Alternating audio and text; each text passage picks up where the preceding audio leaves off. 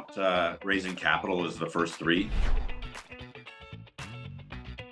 And I hung up and called my partner and said, "Don't worry, we'll be fine. There's $8,000 coming on Monday."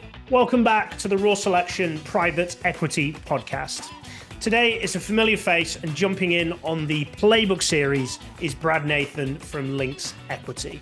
We are going to deep dive into what it's like running a private equity firm, what it's like raising capital, deal origination, dealing with people challenges, both in the portfolio and in the private equity firm, building culture, etc., etc. This isn't the usual, we had loads of successes, we do this, we blew this up, we made this amount of money. This is going into the dark side of private equity, of running a firm, the difficulties, the challenges, the pain points, and certainly that's pretty befitting at the moment with a lot of private equity firms that are struggling to either raise capital or deploy. So strap in, this is an absolute fantastic podcast, and welcome back, Brad Nathan. Brad, if you could give us a brief oversight of founding and growing Lynx Equity to the current day, please. I will. And thanks for having me again, Alex. We started in 2007, so we're going on our kind of, I guess it's going to be 17th year. We've grown our business from pretty much zero to 850 million, or in excess of 850 million in revenue, and 60 million plus in EBITDA over that time period. There were a lot of years of substantial growth, of doubling from 2 million to 4 million to 10 million to 20 million to 40 million, and then I don't really remember the rest of it, frankly. But we were continuously dangling by a thread in the beginning, and when we were doubling, and we didn't have the capital to sustain it easily. So it was a really challenging time in the beginning, but now kind of finally starting to enjoy myself. Perfect. Appreciate that. And just for the listeners that haven't explored your first podcast with us, just give us an oversight into your strategy and how you operate as a firm. Great. So we buy businesses from people who are retiring, and we focus on the SME space, which is the largest space in the world. But there's no real organized group. Well, historically, there wasn't an organized group to try and attack those businesses or try and buy those. I think attack is the wrong word, but to buy those businesses and focus on, let's say, consolidating the SME space. A lot of people focus on consolidating an industry, and we just kind of focus on consolidating small to medium sized businesses, for lack of better words. Our EBITDA target is 1 to 5 million, and we generally kind of go somewhere in the 2 to 5 million range, but that's what we post.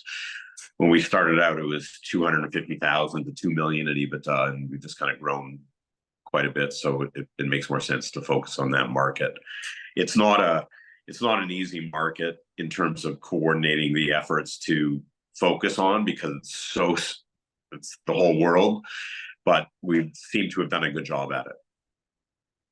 So you mentioned the whole world. So most private equity firms, well, in the most part, private equity firms tend to retain their national status and focus on a geographical region such as America or included Canada.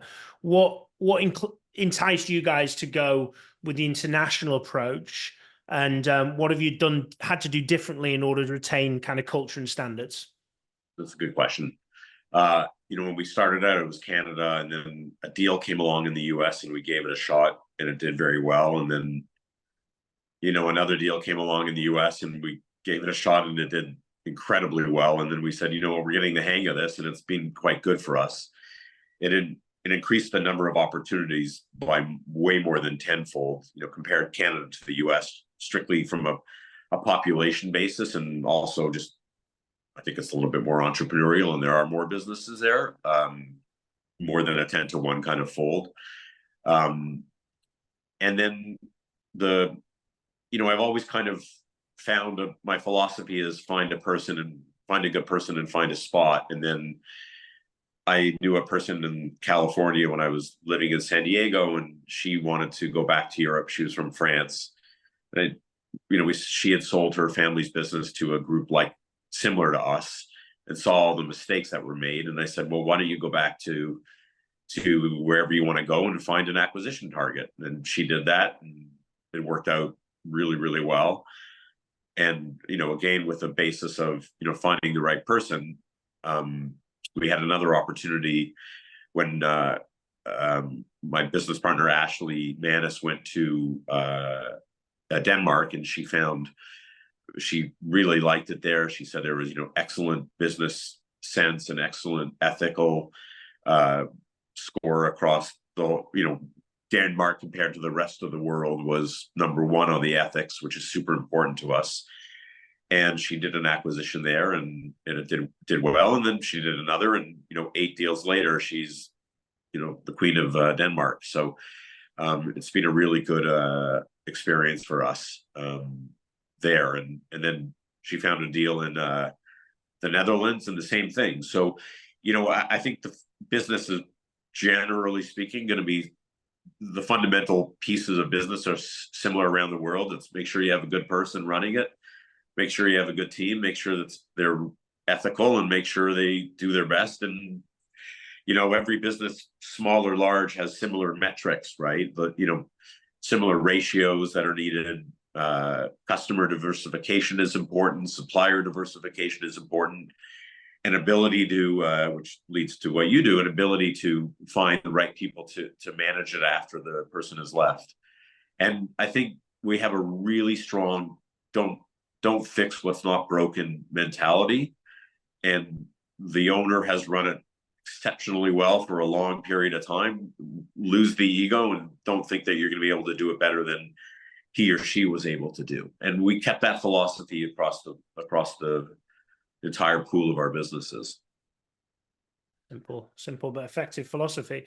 How have you managed the communication element? There's quite a lot of portfolio companies, quite a lot of different countries and therefore cultures, but simply and obviously a time zone difference as well. How have you kind of managed that communication, that value type bring to the portfolio? I mean, that's also a great question. It's been, people work different hours. So, Ashley gets up at 5 or 6 in the morning, and our California group gets up at 6 in the morning to deal with North America EST. And, we also have people in those countries who are working or employed by Lynx who are able to be effective at managing those businesses or staying in touch. And we really just want to be supporters to the companies more than managers of the companies. And we have an excellent HR group who's super communicative and works with everyone and learns the laws of each country.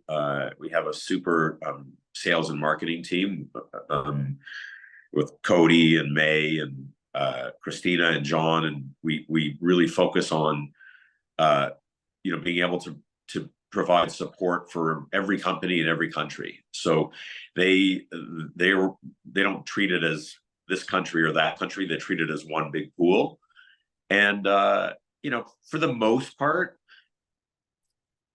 Ashley, who runs our European group, mentioned an interesting point. In Denmark, they all speak English. The population is small, right? So you can't really exist in that country without having a knowledge of English. Same with the Netherlands. So in those countries, they're basically English speaking to a large degree to anyone outside of their own country. In Germany, for example, there's such a massive economy just by focusing on Germany that they don't really need to speak English. So it's been an area that we've unfortunately had to stay away from for a few reasons. One, we don't have anyone in Germany yet, which we could theoretically find. But two, the business market is priced a little bit higher than the average elsewhere. So, there are some countries that just have higher multiples than other countries. So we've just shied away from it. That's the main reason we've stayed away from it. Okay. I don't know if that's your question, but we've really tried to stick to the culture of the individual countries. We're not trying to bring in our Canadian culture, not like we have too much culture, but we don't really we try and do things the way that they are done in that country. Makes sense. And your building of that culture within your organization and communication internally, how have you have you kept, because if you've got people working, in Denmark and in the Netherlands and the UK, then you've got Yeah. basically a remote team, which is not Yeah. atypical for private equity firms who like to build offices and keep people in offices, which I'm not against. But what have you done to kind of keep that kind of culture and communication, not just with the portfolio companies, but now focused on that internal, when you have remote and obviously different cultures and different people in different countries? I think to a large degree, everyone works within the same hours, Okay. give or take the outliers. They do try to work towards their own country's hours, and we trust them. So it's not that hard to communicate. It's not like we're that far away.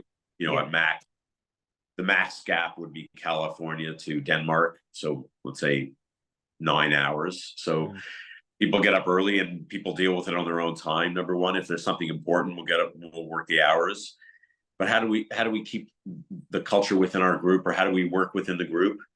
I never really thought of it that way. It just kind of, I never really broke it down. It just kind of happens. I have Cody Jones, now Cody Smith, on the line with us, and she's kind of the second in command in the marketing group and communications group, and she works well with everybody. She works, on the same time zone as we're in. She works super well with May, her direct boss, and the hours are similar-ish, and there's never been a I got to wait 2 hours to speak to someone mentality. As you pointed out, the out of office kind of working from home mentality is not unusual anymore, and so it's not like she's missing being in an office per se. However, some people, it would be better if everybody was in one office, and we try to fix that periodically by being in by having either little get-togethers online, or / we have a retreat every year where the entire group of people go to somewhere in the Caribbean and get together for a few days and try to bond that way. But for the most part, I have to say, it never really crossed my mind, and I don't think I have a great answer for how we do it. It just kind of happens.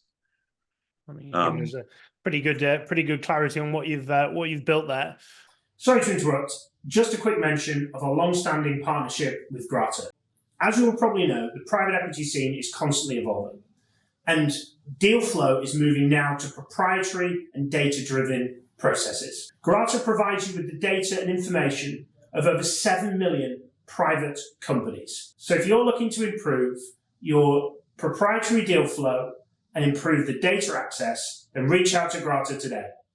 Now back to the podcast. What have, over the years, I think you said 2007 since you set up the firm, been through various different financial turmoil and COVID, and 2008 crash as well. But what have been the three biggest challenges that you've had to to overcome, and what did you learn from them? Can I count raising capital as the first three? Probably. Certainly at the moment. Beginning, everyone's like, where do you get your deal flow? And sorry, I'm going to start with raising capital is the most important, the biggest part of the business. And I didn't know that when I started out. I didn't think I'd be raising money for a living. I was really naive, and just, I used to work at a firm called Rothschild, that everyone pretty much in the finance world is familiar with. It's kind of like day one of finance and banking, is the Rothschild family. And I worked for them, and you'd show up to a closing and the money was there, right? You never questioned, was it going to be there? Are they going to, are the Rothschilds going to be short X dollars to close the deal? You just showed up and told your lawyer to wire a payment. So I was thinking, wow, I'm going to be able to help businesses grow, and I'm going to go out and help them sell things, and I'm going to focus on synergies, which is probably the most overused word in business. And then I got into the real world, and the only thing I was told to do was go get more money. And that became my focal point. And in the beginning, it was desperation, right? It was take my credit card, remortgage my house, remortgage everything, clear out my retirement funds, and basically move into my office type mentality. And that was hard. I'd rent out my house. I was living in a condo and I rented it out for 18 months in advance payment, gave a discount, and paid off my credit cards, put the rest into the business, and moved into my office for a year. That was like the challenging, I got to go raise money all day long existence.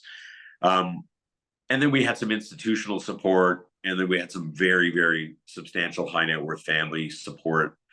And then we got some pension support, and it became a very different world. And, raising $1 million or $2 million, or back in the day, raising $8,000 was going to save us. Like some people remember where they were when Princess Diana was killed. I remember where I was when I got a call from Amex saying, "Hey, we have $8,000 increase on your limit. Do you want that?" And I hung up and called my partner and said, "Don't worry, we'll be fine. There's $8,000 coming on Monday." So we've changed from that world to, where are we going to get $50 to $100 million to take the next real substantial leap? Because that's what we need to make an impact. So that's the first answer of number one on the list. And number two was, it's either, I'm going to go with managing that capital, right? So there's more to just, if a business makes $1 million, that you can take out that $1 million and make your payments with it. I learned what bank covenants were all about. I learned what, the difference between $1 million in free cash flow and $1 million in profit was very, very quickly. I am a chartered accountant and I did go to business school, but I did not, you read the theories and you do your case studies, but you don't know what it's like when you have to make a $50,000 payment that afternoon before the bank closes off your account and freezes your payroll. That was also that afternoon. So you learn the difference very, very quickly, or you're not going to survive. So managing that cash was hugely different. As I said, I can go into more detail later on if you want, but number three which is, I don't think I'm measuring it in terms of importance. I'm measuring them in terms of these three things were vital. And that third thing was people. You could have all the brains in the world, and if you don't have the right ethics, you have nothing. You could have agreements that are, from here to the moon, and if you don't have the ethics, they're worth nothing. If you end up doing a deal with someone who's kind of lost all his friends, there's a reason that he lost all his friends. If you're doing a deal with someone who's been in a bunch of litigation, there's a reason that he's or she's been in a bunch of litigation. And sometimes you had to deal with these people knowing what they were like, but you were so desperate. And there's no other feeling really like that in the world. And I never want to experience that again. But for example, we knew there was a woman who had sold her business to us, and she, I guess she had seller's remorse and decided that she wanted to open up her business again and set up basically a competitive company. Took our main supplier, took our customers. The business was 50% of our EBITDA at the time. It went from making $800,000 a year to negative $500,000 overnight. And when I mean overnight, it was overnight. And we had to let go of the entire staff. And it was ended up being a 9-year lawsuit that we won. But the company she was in cahoots with, the airport security business, I can go into more detail if you want. They ended up giving her the supply contract, and we ended up suing them as well. And we had the best agreements ever done by our law firm and meant nothing. Yeah, I think it was Warren Buffett who said you can have the best contracts in the world, but if the other person's intent is to break it, it doesn't matter. You're in for bother. And it's the heartache, and I can feel the heartache and the pain. And it's not just about just getting the money. It's just people doing what they say they should do. And that, you use the term ethics there, and there's far too many people in business that would quite happily screw over somebody else just for a little bit of their own gain, which doesn't sit right with me, but I'm sure everybody would also say that. It's shocking, and I mean, that's what you do for a living, is basically you have to measure what people are like, Alex, right? And before you put them in front of someone, you're the most important conduit to it, to make sure that as we had a good article written about us, take the person, see how they treat the waiter, and take them for a coffee and see how they behave. And people make fun of that comment that I made periodically, or make light of it, excuse me, but it's so true. See how they treat everyone in the office. And if the first thing they're asking you is how much are you going to pay me, is very different than if they ask you, what are you going to do with my people? I'm super protective of our group. I have a very, very hard time ever letting anyone go ever, and I really try to make sure that everyone's happy. But it's hard, and then sometimes straying from this for a little bit, as the people are, and as you said, Warren Buffett, you could have all the ethics, you could have all the brains in the world, but if you're not ethical, then there's nothing, right? So sometimes we have that in our office, where there's kind of like a gap in performance between people, and it ends up being challenging for someone to see someone else get away with things that makes it unfair, that people start feeling unfair, that they're being treated unfairly. And so sometimes we've had to get rid of people because they were making other people feel like, why is that person getting away with things? And so that's been a really hard part for me, is kind of focusing the group, making sure that the group is kind of all treated similarly. That's been my weak spot. And answering your question, back to that question for a second, everyone was always kind of concerned that we wouldn't have deal flow. Like, we're super connected in that world, and deal flow, if there was a fourth item, is super important, but it's flowed so naturally, and we get so much of it that we're able to be super picky. And deal flow is probably number 101 on my list of 100 worries, but it's super important. So interesting that that's number 101. Why do you think you've got deal flow so well? And I know a lot of firms that struggle with that. We've had, well, you just hit on the main point of why we're in this space, because it's very challenging to be in this space and start out as a big fund. So the majority of funds, you can't mathematically or economically run a $10 million fund. It starts making sense at minimum of about 100 million, right? And that's at minimum. So they start out with $100 million. It's going to take them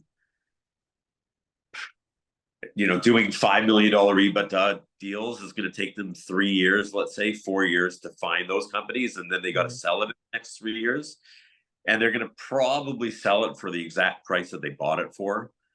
And so the economics don't work. The economics work for us because we started with like nothing.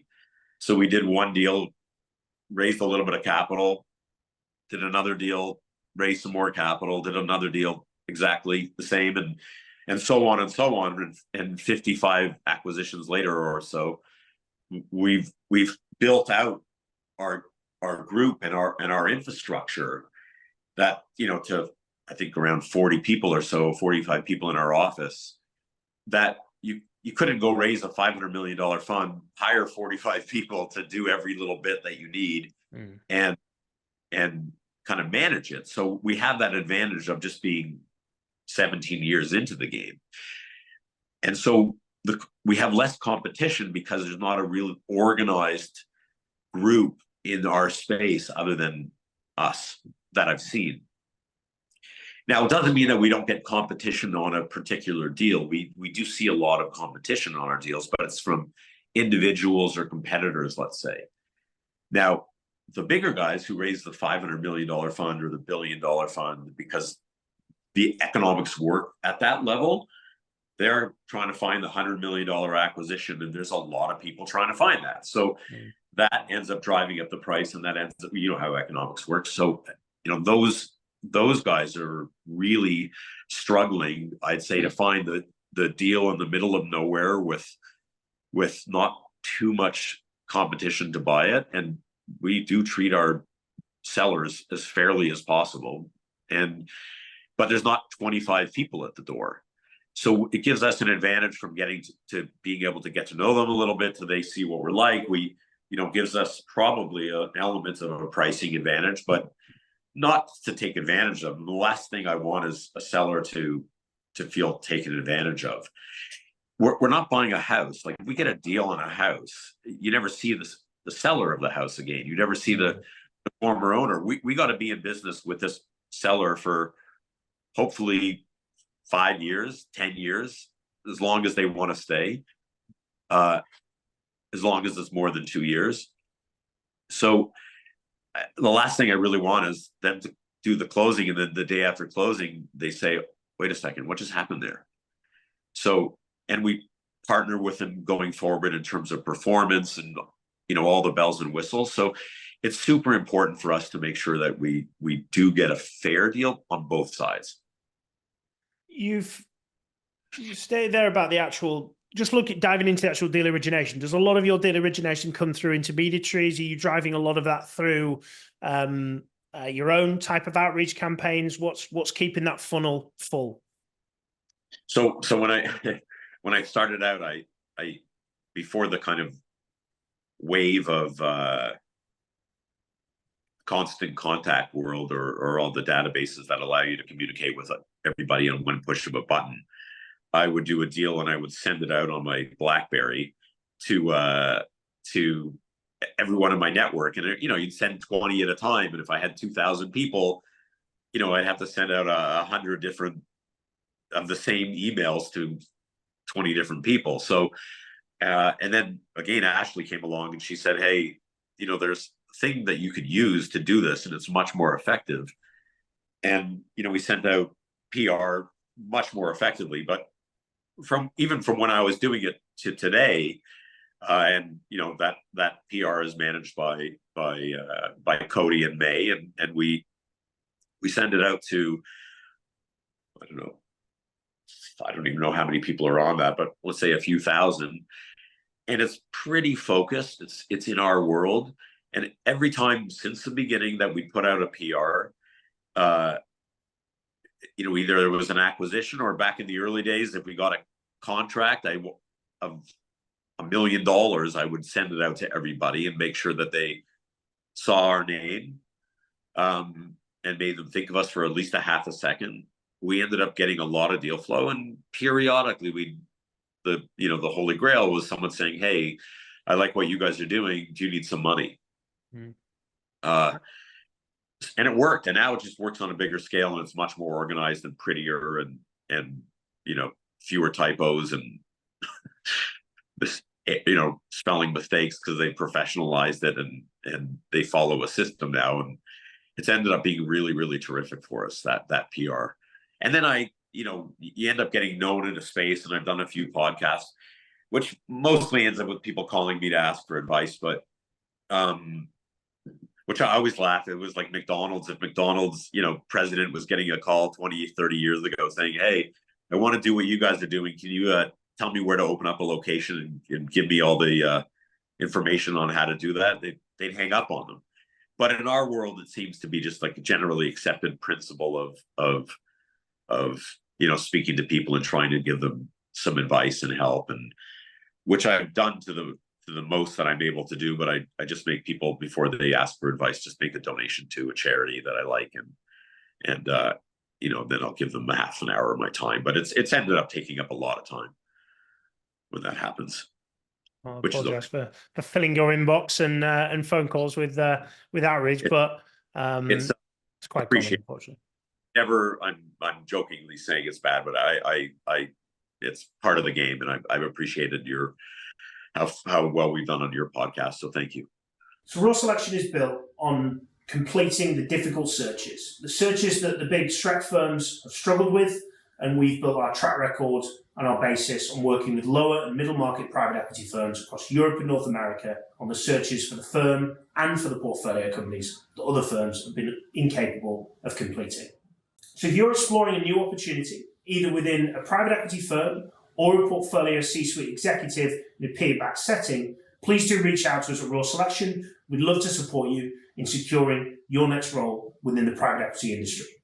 Alongside the podcast, we're passionate about giving back to the industry and giving people information that they can run and utilize. One thing we do regularly every year is we run salary reports on accurate and live data of people that we've interviewed and people that have shared their information with us. So if you're looking to compare your current compensation or your compensation for your next hire in your private equity firm or portfolio company, then please check out our YouTube channel and see the playlist of salary surveys. So just looking at your biggest challenge. So we talked about your biggest challenge previously. What's your biggest challenge going forward? Obviously, your firm continues to grow, continues to develop. I'm going to take fundraising out of it. You can't answer with that one. But what, aside from fundraising and the consistent problem that brings, what's your biggest challenge? I'd say fundraising. No, just kidding. Just kidding.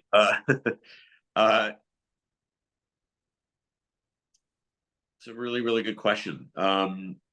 What worries me on a daily basis, I would say, making sure that the reasons that certain things were done back in the earlier days or now when it's being watched over are still the same reasons that they're being done down the road. When you get to a bank, and I'll explain it a little better than that. When you get to a bank in the beginning, that they were lending to someone, they had, the reason that they were lending to them was because they were good people and because they were going to make the payments and it was easy to organize. And then you fast forward and you have a bank today, you call it Royal Bank of Canada. They have, someone comes along who's a deal leader. He has to find, or she has to find $50 million of loans that year.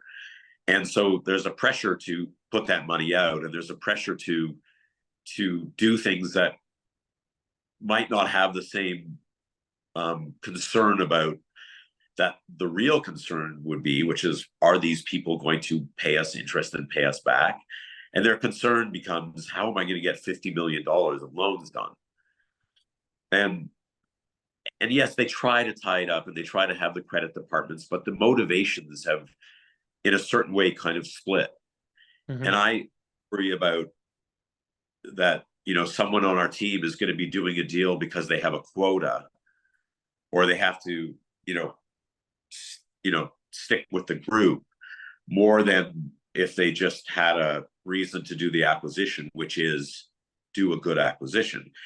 The team we have today has that ethic. The team we have today is first and foremost does not want to do a bad deal and wants to be able to hold his or her head up high when they do an acquisition. I don't know if that's going to happen 5 years from now. That's my biggest kind of global worry.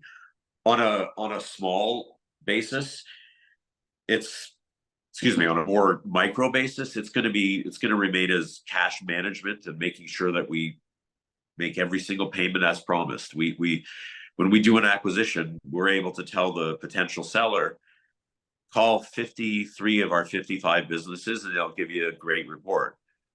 The last two, they might not like us so much because they were frauds and we ended up suing them, and they're not going to say good things about us even though it wasn't our fault.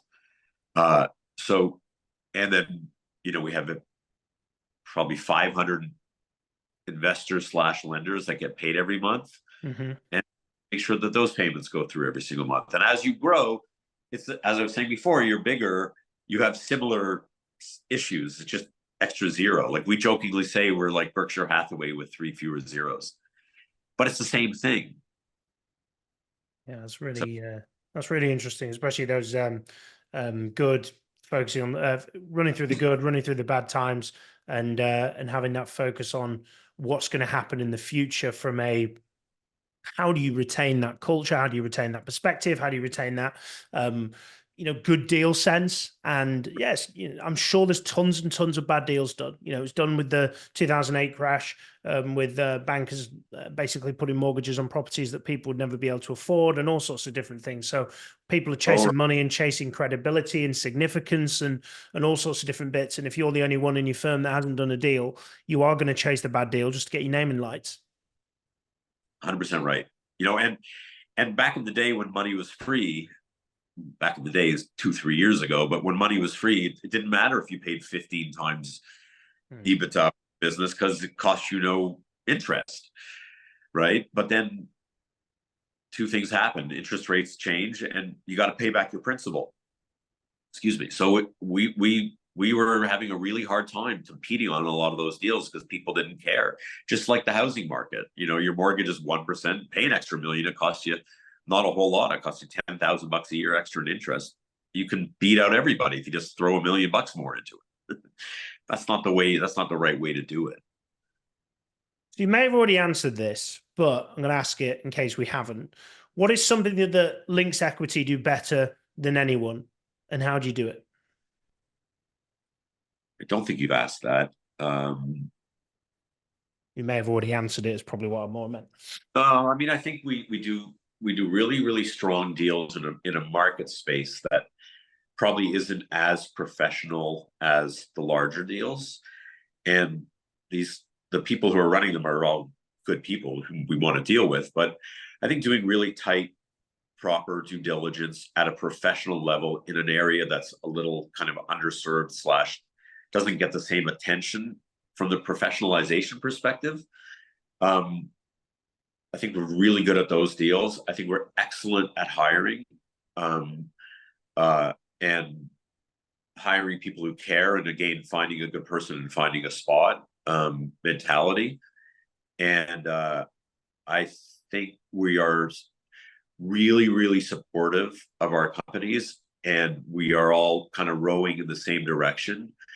And we want the sellers to be successful in the sale, as we want ourselves to be successful. So, but I think that ethic shines through in our whole group, and we haven't seen too many outliers who are self-serving. There were a couple, they're not with us anymore, but you would leave a conversation with some of them and you'd say, what just happened? How did I get talked into that? Right. And we don't really have those people. We are really all rowing in the same direction. And if Links does well, our people do well. And we have an excellent group bonus program that I think people seem to love, and we legitimately care about our people. How have you built that synergy with your portfolio companies so you're all on the same page? What have you done to build that?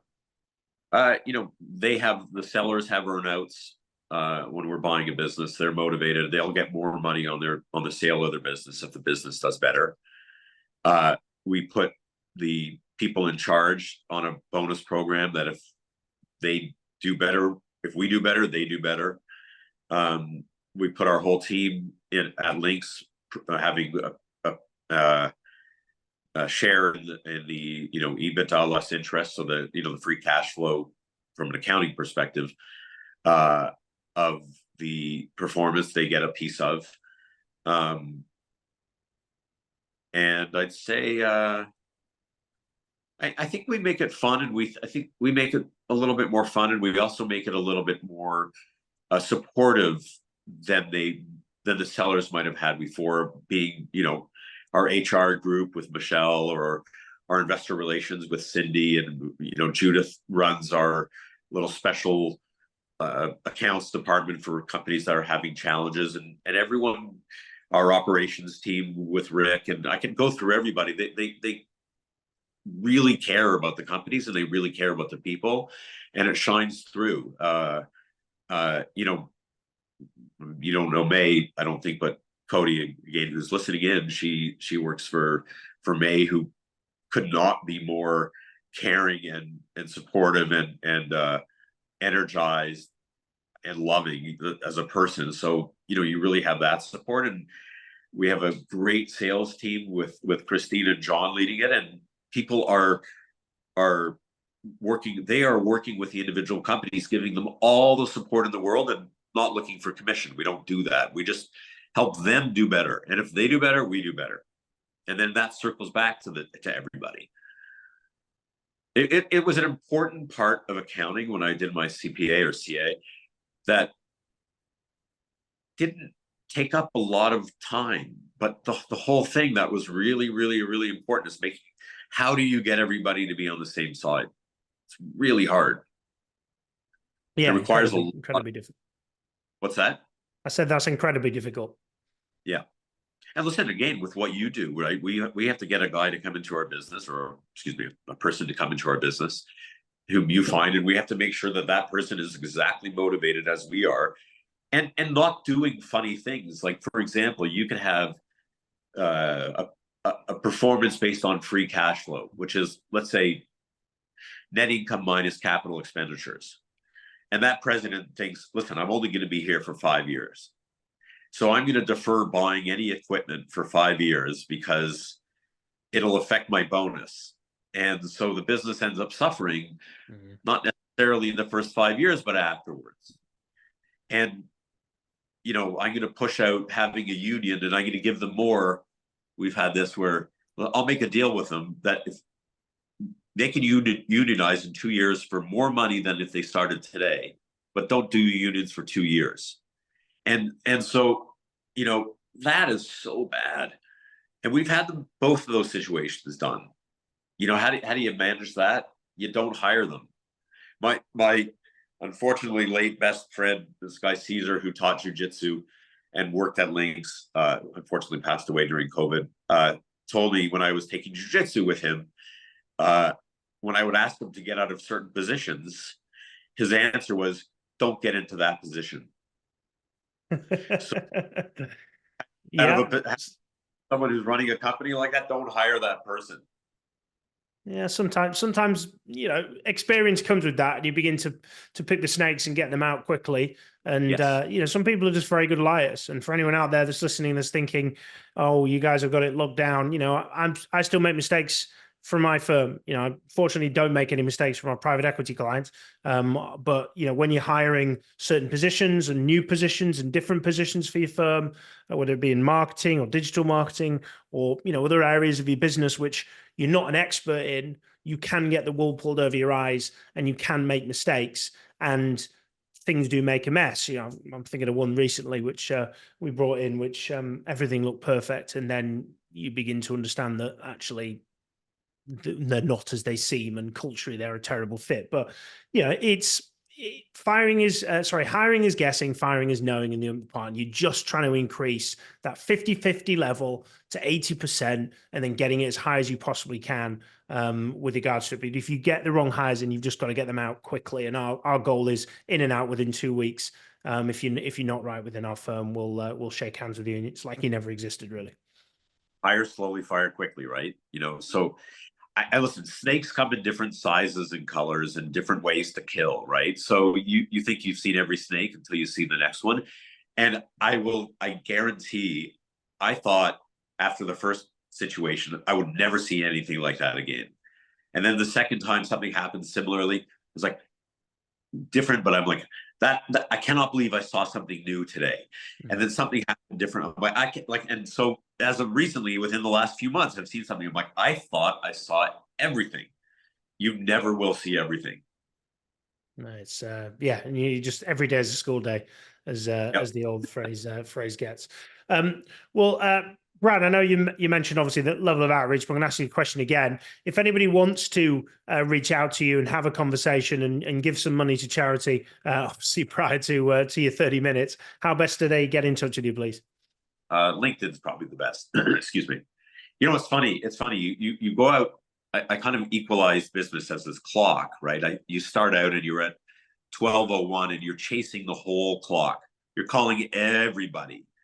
And then you get to 3 o'clock, and between 12:01 and 3, there's a certain number of people who are calling you or asking you for things. And 3 to midnight, you're calling. And then eventually you get past 6:01 and there's more people calling you than you're calling. And you could take Elon Musk at 11:59. He's probably not making any outgoing calls anymore. Can't imagine so. So, with the quote unquote success of it, I'm past 6 o'clock, let's say, and I have to appreciate the fact that I'm getting more calls than I'm calling. So I still appreciate that element. Well, it can be better than the pain of doing the outreach calls, like we were when we all got set out and got started. Well, Brad, thank you very much for coming along. Thank you very much for giving us an insight again into your world in private equity. And private equity is just particularly, a bit of a cloak, not been able to see, but you've really given us 2 podcasts, which have given us a real insight into what it's like to run a firm, the emotions of that. We talk a lot about portfolio companies and the running of those, but you've given us a real insight into what it's like to run a private equity firm, and the fundraising, the deal origination, the people element, and a bit of a playbook around all of that. So thank you very much for coming on. Thank you very much for being vulnerable, and thanks for sharing all of your challenges and everything you have done today. Thanks so much. Also, it's great speaking to you again. Absolutely. And thank you very much to all our listeners for tuning in yet again to the Private Equity Podcast by Raw Selection. If you've not already done so, please do subscribe. Be notified of the next podcast, which comes out every single week. But till the next time, keep smashing it. And thank you very much for listening.